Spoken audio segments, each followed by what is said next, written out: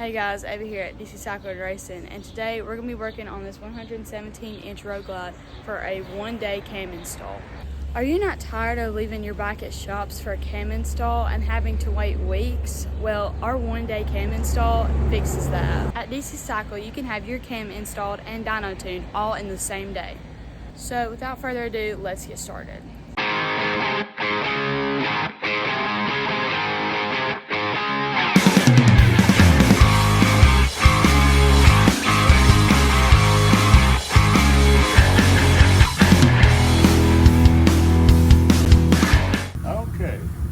Today we're going to be doing a cam, 22XE woods. We're going to be doing an S&S aluminum intake. I'll take this plastic intake off. And adjustable push rods, inner cam bearing, lifters, and we're going to start by taking this throttle body off here, because we're going to have to take the intake off back here and put this new S&S intake on there in its place. And it's a pretty busy place right here. We're going to have to cut these push rod tubes here, so it will be easier to start with. Just go ahead and take this off and get it out of the way of cutting our push rod tubes and things like that. Normally I wouldn't take this off, but being as we're changing the intake, we'll take it off. I've already took the gas tank off, already took the exhaust off, and we'll get started getting this throttle body off, get it out of the way. There's only 3 bolts that hold this thing on here, and when you get that off, then you'll find you've got a lot of room. Okay, now we got that out of the way. That gave us quite a bit of room right here. So, I'm going to raise it up a little more. I'm getting ready to take the push rods out. And it'll be getting adjustables in their place. So we won't be reusing anything except this orange band that the Screaming Eagle's got on it. So we'll take that keeper loose at the top of that tube. And these push rods here, they got an O-ring inside this crimped area, so they're a little bit harder to raise up sometimes. And there's your push rod. We're going to cut this out. If we don't cut it out, then we have to take all of this off the top. And the cost of labor versus changing the push rods are a lot cheaper. This may look a little crude to be doing, but it always makes me smile when I cut these out. My bolt cutters aren't too dull.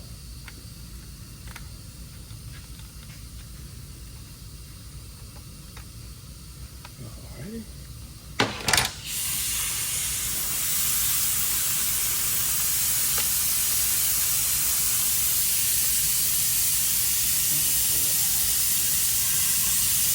There's the bottom piece and the top piece of the push rod. And we'll be doing all 4 of those in the same way. Okay. Since we talked last, I pulled the cam cover off, cam plate, oil pump, cut the push rods out of it. I think I cut one out in the last video. And just pressed in the new inner cam bearing, which we talked about before, needing to change it. This is a 21 CVO road glide. Nice bike. Getting ready to put a new set of lifters and a new cam in it, and an oil pump. And when I get that ready, we'll chime back in. Okay, we're back again. We just pressed this new inner cam bearing in. And I always like to take a tool and reach in there and make sure that thing turns freely. And it seems to be fine. Sometimes they will bind up when you press them in. It's got one end that's got the the part number and everything on the bearing, that's the part that goes against the pressing tool. The other side's not made to be pressed on. So you want to always make sure you press it on the side that's got the part numbers on it. I'm going to check the crank run out now. See what it looks like. Check it on all of them we do. Got a little fueling tool in here.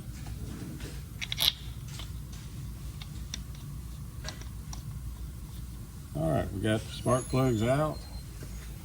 On the left side, we got it in 6th gear. Got the rear wheel jacked up. And we'll use the rear wheel to turn it. We've got our dial indicator set to 0. We'll roll it around and see how much it's out. And it's really pretty nice. What's that look like to you, Ava? 2? Yeah. Is that 0? 0. And the most it goes looks like 2000s.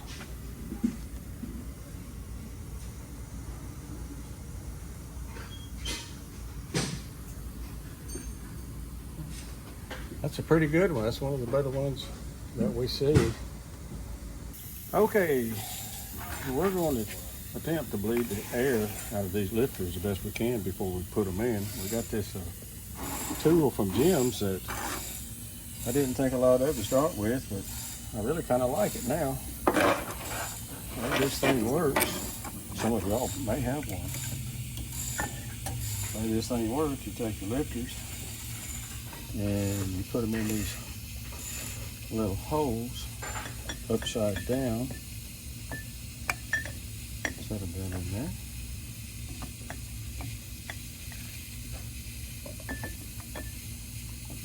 And be careful and let that down in the oil. Screw the lid on it. Hook our air up to our mighty vac.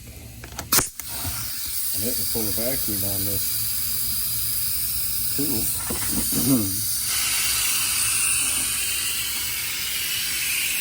And you can see the air bubbles coming out of the lifter.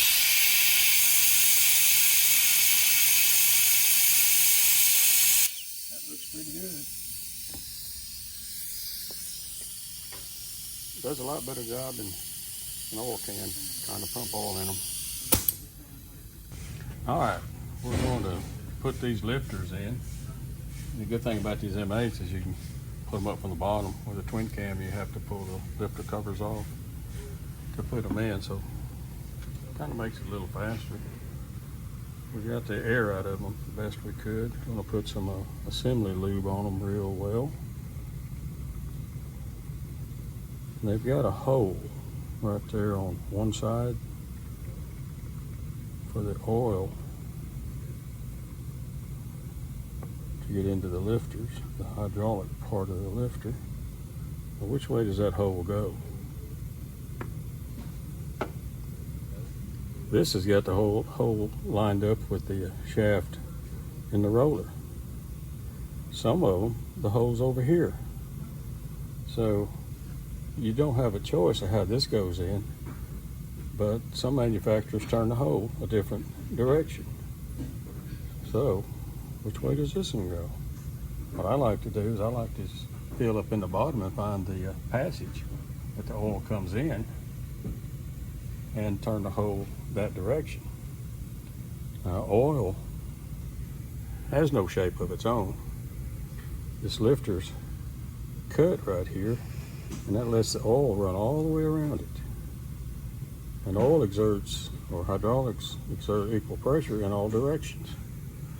So which way does it go? When I take new ones out, they'll be turned all different kinds of ways. So we're going to try to put the hole facing the oil passage. So slip it up in the bottom and push it up, and that lifter cup up there will usually hold it in place. long enough to get it together.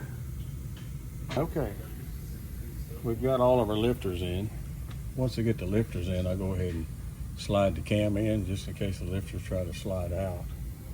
They won't fall out. I've got the oil pump.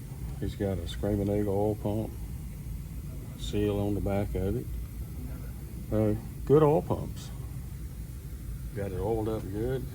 Got the scavenge gears in it, and the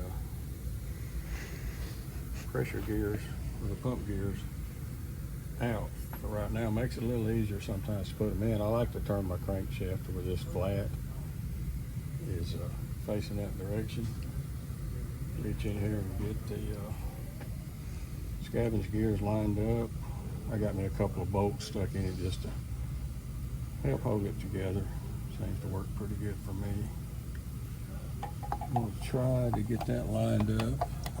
I got the O-ring in the case, which works better for me, it seems like. Get this all lined up, and then I'm going to try to push it in, and it just kind of pops and slides right on in. If it doesn't do that, then you need to pull it back out and see why it didn't. And you might have cut the O-ring or something where it slides in. We'll put our pump gears in.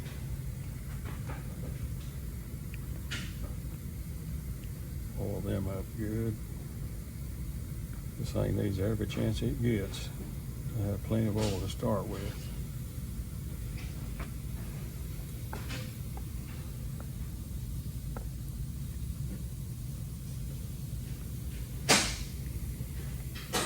I've already oiled the cavity inside.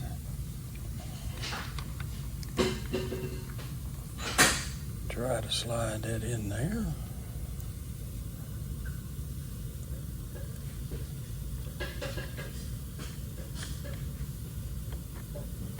And there we go. Now we've got an oil pump in. Next we'll get our cam cover ready. Okay, we've got our cam plate, Screaming Eagle, good stuff. Screaming Eagle oil pump. We got it installed, got our gears in, got our cam in, got our cam oiled up good. We've got our O-ring in for our oil coming out of the tank into the cam plate, into the pump, and we're going to slide this in place, which is usually not much of a problem. You may have to raise up on the cam a little bit to get it to go. There we go. Sometimes you just need to screw the bolt in the end of the cam, give you a little something to work with to get it all to line up. These are our oil pump bolt holes here. There's 4 of those, and then our cam plate bolts. And this kit comes with instructions telling you which one to tighten first, how much to tighten it to. I think it's 2 steps. Tightening this cam plate and oil pump. And while I'm doing that, y'all can take a break. Okay, got the cam plate in, oil pump, got it torqued down to specs. Turned the engine over a few times, getting the oil pump and cam plate and all centered up. And oil immediately started coming out of the oil holes here. Now we're going to put the timing gears and chain on it, and we've got to check the alignment to make sure it's within 9 thousandths, I believe, plus or minus, which gives you a pretty good span. So we're going to put our bottom gear on. These things come with a 110 spacer here behind the gear. On most of your cams, it takes a 130 to get it pretty close. So every once in a while a 140, sometimes a 120, but most of the time it seems like a 130. So we'll put it on, and we'll put our gear on and get it lined up. And we'll stick our bolts in.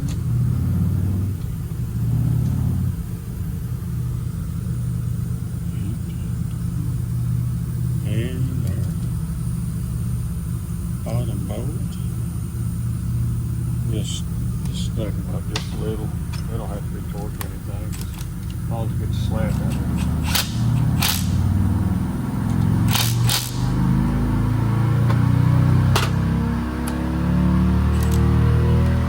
Got a little tool with the cam will spin.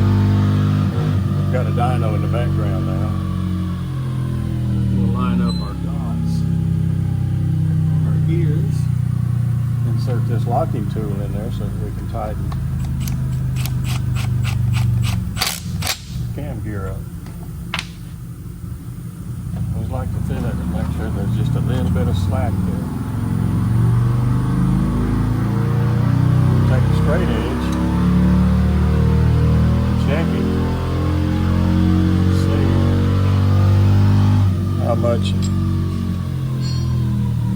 how much they like being lined up. Well, this is really close. Yeah, I can't feel hardly anything either way. So we got 9,000s. So that is probably 2,000s out, which is real good with a 130 cam spacer, which works most every time. So I'm going to take these back off, put the chain on it, on the gears, stick it back on there. Make sure the timer marks are lined up. And then torque these two.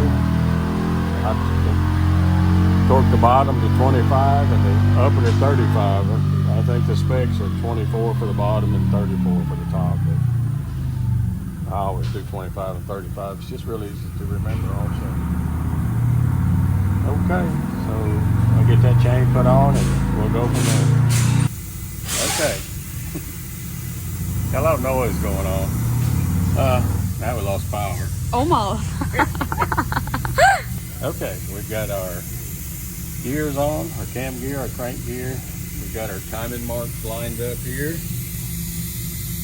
We've got a chain tensioner here. That came with the Screaming Eagle oil pump template kit. New bolt, everything came with it. Really nice setup. I reached down here and I put these lifters in. I pushed them up in the lifter cuffs. So I reached in here and I pushed these down to make sure they're sitting on the cam and not stuck up in the lifter cuffs. Because when you put the push rods in, if you're not careful, as soon as it touches the lifter, that's where you start your adjustment. And they may not be sitting on the cam because they're kind of stuck in the lifter cuff. So make sure they're down on the cam. And make sure you red lock tight these two bolts, crank bolt and the cam bolt. Make sure you red lock tight those. Everything else pretty much is blue. Okay. A lot of interruptions around here. So we're getting ready to put the push rods and tubes in. I opened up the package, got everything laid out.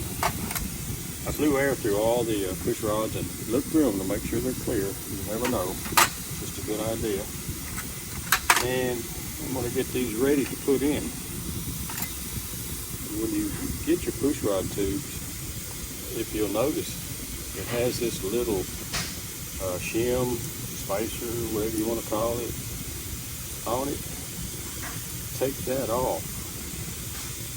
Then you put your collar for the springs in them on, then you put that on there. And that's what the O-ring sits against to keep it from leaking. I like to put just a little oil on these, so when I slide my O-ring on there, make sure it's oiled up good, slide it on there. That way when I get these put in and I need to slide this down, it slides down a whole lot easier than if it's dry. It can be challenging. Once you get your O-ring on that, and you take your tapered tube here, the bottom part, and it sits right on there. This one's got the orange color, but just because it's a Screaming Eagle. So you take the next one,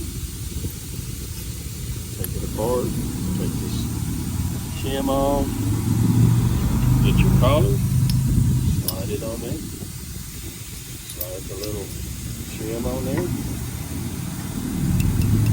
Just a little bit of oil. And the medium size O-ring, you might say. Slide it down on there. And then put your tube together. And that tube's ready. All these push rods are the same length for these M8s. So you don't have to worry about which one goes for intake, which one goes for exhaust on these S&S kits. The Screaming Eagle kit now, they're two different lengths. So you have to make sure you get them in the right place. Okay, we're back getting ready to put the push rod and tubes in. Make sure you get the old O-rings out of the head up here. I always take some carburetor cleaner on the rag and I clean that up in there and try to get some of the old sealer out from in there. If you don't, we have had some leak and had to go back and clean them back out. So make sure that's good and clean. Make sure your timing marks are lined up. If your timing marks are lined up, then you can put both of the rear push rods in without having to turn the engine. Okay? You put both of them in and adjust them. Now I put me a little oil in here, just enough to hold the O-rings that go there, and those are the big skinny ones that go there. And I like to have the bike raised up so I can just look right at it. You know, I guess if you're shorter, you want the bike lower. But I like it raised up so it's right in my line of view. Got my push rod, tube, assembly ready. And I put a little oil up here and on top. And I take the fat O-ring and it goes there. And I just make sure it's got plenty of oil on it. And then push it up in there until you can feel it goes in the rocker arm. Then push up and that O-ring will snap up in place and give you more room down here. Once I get that done, then I start screwing the push rod out. These are S&S quickies. Start screwing it and making it longer so that I can adjust it. Some cams require adjustable push rods. Some don't. It's the difference in the labor of taking the top off. The rocker boxes on is quite a bit of difference.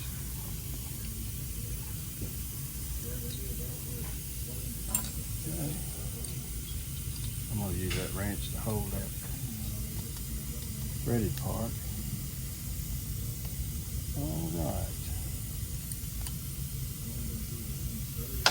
I'm going to take my little rubber band and my paper clip and move it over here to hold the tube up. Then I'm going to loosen this just a little where I can feel some slack, and then tighten it just until you can't feel any slack. You don't want to keep turning it and put preload on it. You want to stop right there. And when I get to there, I take my screw and I scratch me a spot on it just for my benefit. They don't have any markings on them. Then I take my 1/4" wrench to hold this stem, and I take this Blue Point wrench, ratcheting wrench, to adjust it. And I'm going to turn it 4 turns, which is 24 flats. 1, 2, 3, 4, 5, 6, and there's my mark right here. If I lose count, I can always look at that mark. 7, 8, 9, 10, 11, 12. There's my mark again. 13, 14, 15, 16, 17, 18, 19, 20, 21, 22, 23, 24. And there's my mark. I'll screw this lock nut up. And then take my wrenches to hold it. try to get this in one hand, and then the 1/4" wrench in the other to hold up stem while I jam these two nuts.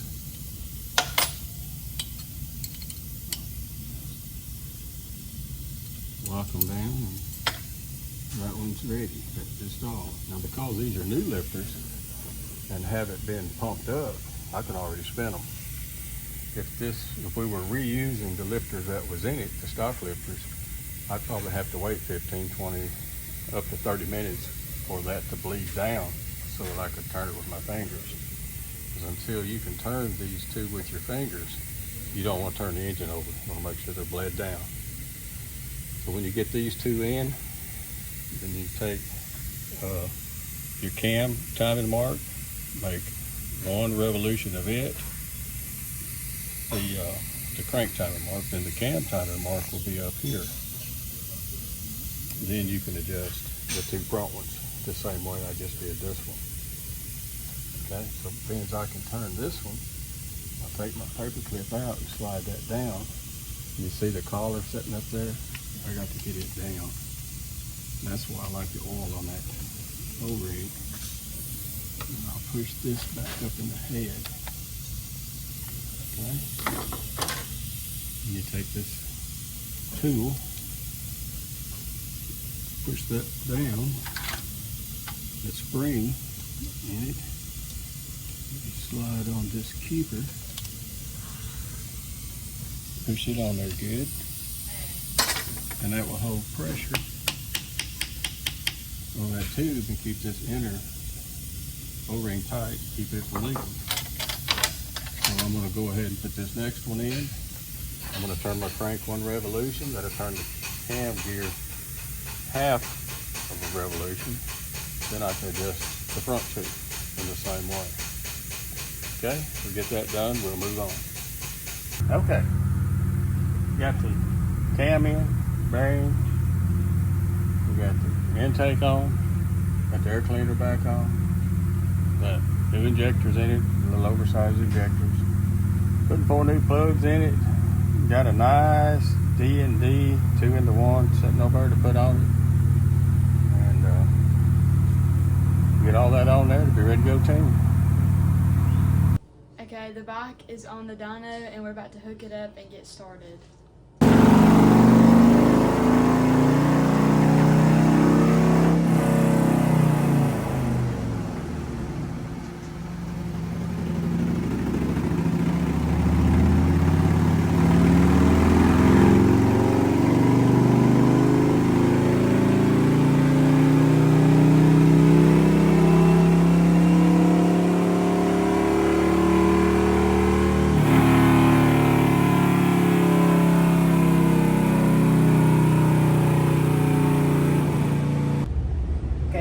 We got the 22 Road Glide with the 117, put the 22 XE cam in it, D&D exhaust, 6.2 injectors, and the 55 mil manifold from S&S.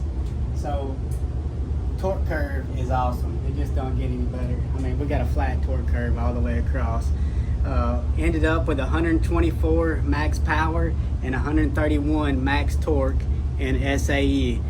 And I always try to go and grab standard as well, because a lot of people are printing stuff off in standard.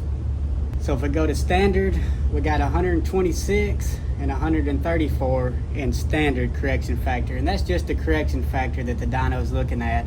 It's the same exact run, just printed in a different correction factor. I'm gonna go back to SAE because SAE is the most correct correction factor to use. So 124, 131. I'm going to assume we don't have any clutch slip because it's nice and flat. Graph looks great. But if you look real close, you can see from here to here where it looks like there is a touch of a dip in the graph. So when I see anything like that, I always like to go look and see what the clutch looks like. So we'll go to gear ratio. So yeah, almost no clutch slip whatsoever, so looks great. That's a perfect looking clutch graph. Go back.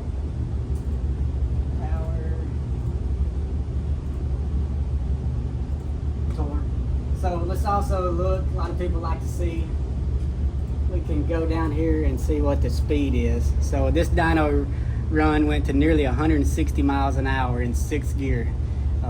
Pretty fast. Of course, it ain't gonna see that on the road. This is just on the dyno with no wind resistance. So there you have it, 2017 22XE. Just a beautiful torque curve.